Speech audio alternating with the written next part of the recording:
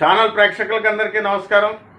మరి ఇప్పుడు 4 రాష్ట్రాలలో కేరళ, అస్సాం, తమిళనాడు, వెస్ట్ బెంగాల్లో ఈ యొక్క ఎలక్షన్స్ అనేటటువంటివి జరుగుతున్నాయి మనకి.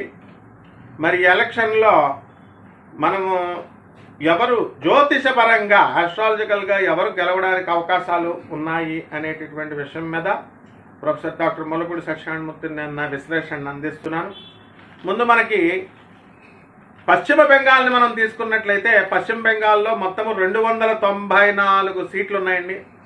దీంట్లో మనకి 148 మ్యాజిక్ మార్కు, 148 మార్కు సీట్లు రావాలి. అయితే ఇంతవరకు కూడా మనకి కమ్యూనిస్టుల పరిపాలన నుంచి, అరాచకమైనటువంటి జ్యోతిబసు పరిపాలన నుంచి లాక్కొని తృణమూల్ కాంగ్రెస్ అధ్యక్షురాలు మమతా బెనర్జీ నిజంగానే ఒక హ్యాట్రిక్ కొట్టారు. 3 సార్లు చక్కగా పరిపాలించారు. అయితే ఇప్పుడు ప్రస్తుతం అది కష్టమే అని మనకు అనిపిస్తుంది. అందరూ కూడా మమతా బెనర్జీ వస్తుందని చెప్తున్నప్పటికీ కూడా మరి మా ఆనంద్ మార్గ్ ఆశ్రమం కలకత్తాలోనే ఉంది, తెలజలాలో 24 పార్గనాస్ జిల్లాలో. మేము ఆస్థానం కలకత్తా వెళ్తాం కాబట్టి కలకత్తా పల్స్ మాకు తెలుసు. ఈ యొక్క బ్రిటిషర్స్ మొదటి రాజధానిగా, భారతదేశానికి మొదటి రాజధానిగా మనకి కలకత్తాని ఎన్నుకున్నారు. కలకత్తాని డెవలప్ చేశారు. ఢిల్లీ కాదు మన మొదటి రాజధాని. అటువంటి టైంలో ఎంతో ఉన్నత స్థితికి తీసుకెళ్ళి ఢిల్లీని, బొంబాయిని దాటేసి వెళ్ళినటువంటి ఈ యొక్క కలకత్తాని ఏ బ్రిటిషర్స్ ఉన్నప్పుడే బ్రహ్మాండంగా డెవలప్ చేశారండి. మమతా బెనర్జీ ఇండియన్స్ వచ్చిన తర్వాత నాశనం చేశారని ప్రతి ఒక్క బెంగాలీ చెప్తాడు. మీకు చేపలు తింటే, మీకు బీజేపీ వచ్చినట్లయితే చేపలు మిమ్మల్ని తిన్నెవరు అని చెప్పి చీప్ ప్రాపగాండా చేసుకుంటోంది మమతా బెనర్జీ. అదేవిధంగా ఇప్పుడు ఇదివరకుల్లో మరి మమతా బెనర్జీ అనేటటువంటి ఆమె డెవలప్ చేయలేదండి, వీళ్ళు డెవలప్ చేయనివ్వరు అని చెప్పి ప్రతి ఒక్క కలకటేరియన్ కూడా బీజేపీపై మొగ్గు చూపుతున్నాడు. అయినా సరే మమతా బెనర్జీ గెలుస్తుంది అని చెప్పేసి ఛాలెంజ్గా హైదరాబాద్లో అన్ని ఛానల్స్ చెప్తున్నా సరే ఆమె యొక్క జాతకం సింహరాశి సప్తమంలో స్థితిగతుడైనటువంటి రాహుగ్రహం అష్టమశని ఎలా గెలుస్తాడండి ఆమె?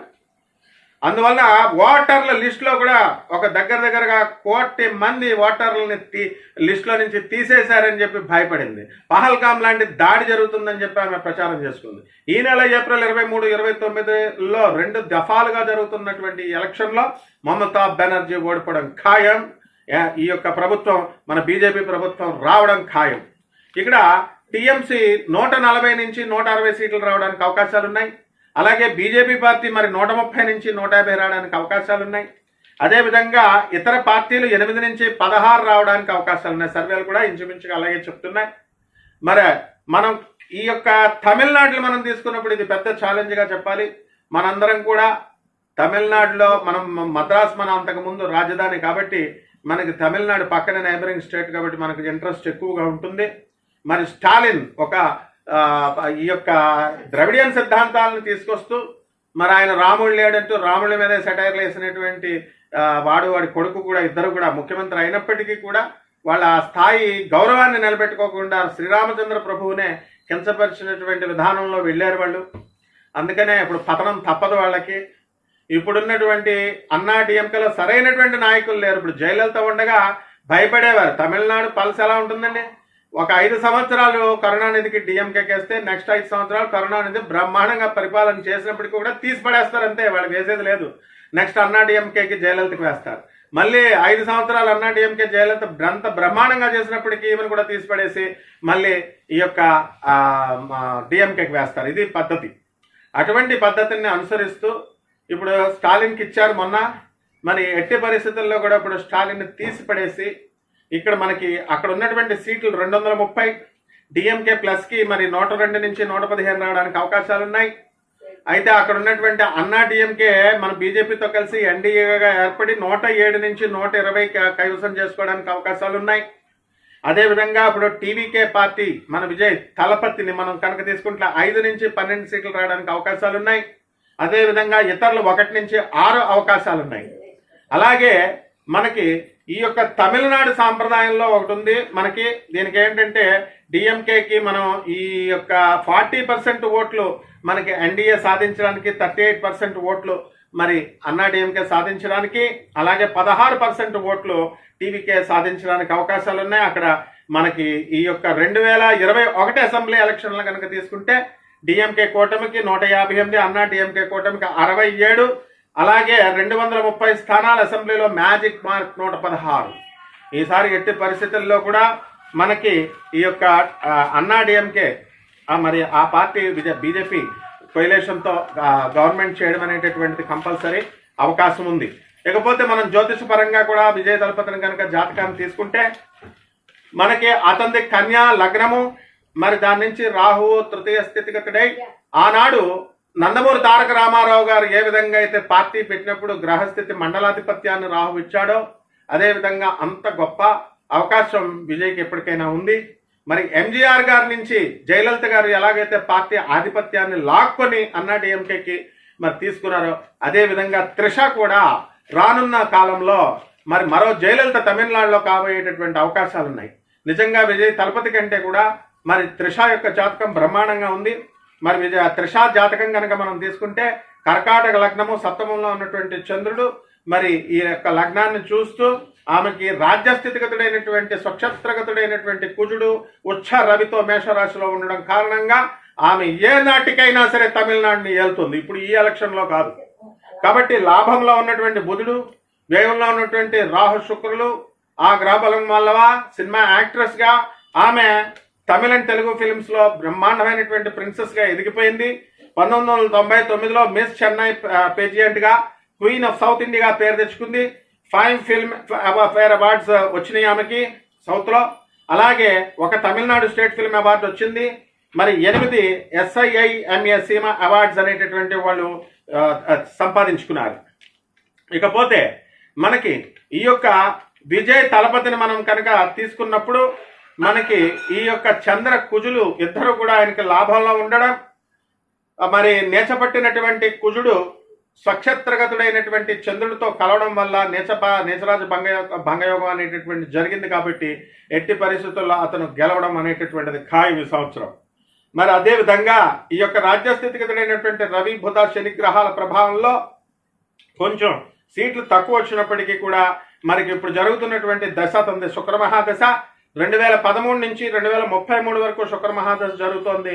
కాబట్టి ఈ దశలో ఆయన ఆధిపత్యం మనకి సంపాదించబోతున్నాడు. అలాగే పవన్ కళ్యాణ్ ఏ విధంగా అయితే మనకి ఈ యొక్క తెలంగాణలో ఆంధ్రలో మనకి పార్టీని తెచ్చి డిప్యూటీ సీఎం అయ్యాడో అదేవిధంగా ఇప్పుడు విజయ్ తలపతి కూడా అక్కడ మనకి బ్రహ్మాండంగా అక్కడ ఒక కీలకమైనటువంటి కింగ్ మేకర్ గా కాబోతున్నాడు. ఆయన సహాయంతోనే బీజేపీ కోalition తో ఉన్నటువంటి అన్నా డిఎంకే పార్టీ గెలుస్తుంది. ఇతనికి డిప్యూటీ సీఎం గా ఇవ్వడానికి అవకాశాలు కూడా ఉన్నాయి. ఇకపోతే మనము కేరళలో తీసుకున్నట్లయితే కేరళ యొక్క సీట్లు 140, మరి ఎల్డీఎఫ్ 62 నుంచి 68 గెలవడానికి అవకాశాలు ఉన్నాయి. యూడీఎఫ్ వచ్చేసరికి 67 నుంచి 73 గెలవడానికి అవకాశాలు ఉన్నాయి. అలాగే ఎన్డీఏ 5 నుంచి 8, ఇతరులు 0 నుంచి 3 రావడానికి అవకాశాలు ఉన్నాయి. ఇప్పుడు కేరళ సారథ్యంలో ఉన్నటువంటి యూడీఎఫ్ 10 ఏళ్ల తర్వాత మళ్ళీ కేరళలో ఇప్పుడు అధికారం రాబోతోంది. కాంగ్రెస్ సారథ్యంలో ఉన్నటువంటి యూడీఎఫ్ గెలవబోతోంది. అలాగే అంతవరకు కూడా మనకి మ్యాజిక్ ఫిగర్ మనకి ఎన్నికల్లో మొత్తము ఇవి 140 అయినాయి. 71 మ్యాజిక్ మార్క్ ఇది. కాబట్టి ఇక్కడ కూడా మనకి ఈ యొక్క 140 స్థానాలకు గాను ఎల్డీఎఫ్ 99 చోట్ల ఉండగా 2021 ఎలక్షన్లో 41 స్థానాలకు మాత్రమే యూడీఎఫ్ పరిమితమైంది. ఇప్పుడు మారిపోతుంది. యూడీఎఫ్ కూటమికి మనకి 67 నుంచి 73 సీట్లు రావడానికి అవకాశాలు ఉన్నాయి. ఎల్డీఎఫ్కి 62 నుంచి 68, ఎన్డీఏ నుంచి 5 నుంచి 8 ఇలా రావడానికి అవకాశాలు ఉన్నాయి. కాబట్టి బీజేపీ నేతృత్వంలో ఉన్నటువంటి ఎన్డీఏకి మరి మనకి 5 నుంచి ఈ యొక్క 8 సీట్లు, ఇతరులు 0 నుంచి 3 సీట్లు రావడానికి అవకాశాలు ఉన్నాయి. 42% మనకి యూడీఎఫ్ రాబోతోంది. ఎల్డీఎఫ్ 39%, అలాగే ఎన్డీఏ 15% దక్కించుకోబోతోంది. ఇక ఆఖరుగా అస్సాంలో మళ్ళీ ఎలక్షన్ జరిగింది. మరి అస్సాం అండ్ మన ఈ యొక్క కేరళలో మరి ఈ ఎలక్షన్లో హేమంత్ చీఫ్ మినిస్టర్ అయినటువంటి హేమంత్ సారథ్యంలో ఉన్నటువంటి బీజేపీ హ్యాట్రిక్ సంపాదించబోతోంది. ఇక్కడ కేరళలో ఉన్నటువంటి సీట్లు 126, మరి ఎన్డీఏ 92 నుంచి 102, కాంగ్రెస్ ప్లస్ 22 నుంచి 32 గెలవడానికి, ఇతరులు 4 నుంచి 7 గెలవడానికి అవకాశాలు ఉన్నాయి. కాబట్టి ఈ యొక్క 126 స్థానాల్లో 2021లో జరిగినటువంటి ఎన్నికల్లో ఎన్డీఏ 75 చోట్ల విజయం సాధించగా కాంగ్రెస్ కూటమి 50 స్థానాలు మాత్రమే గెలుచుకుంది. ఈసారి ఎన్డీఏకి 92 నుంచి మరి 102 స్థానాలు రావడము, మరి కాంగ్రెస్ కూటమికి 22 నుంచి 32 సీట్ల వరకే పరిమితం అవ్వడము, మరి ఈ ఎన్డీఏ 48% సీట్లని సాధించడానికి అవకాశాలు ఉన్నాయి. కాబట్టి ఇది జ్యోతిషపరంగా నేను చెప్పేటటువంటి విశ్లేషణ.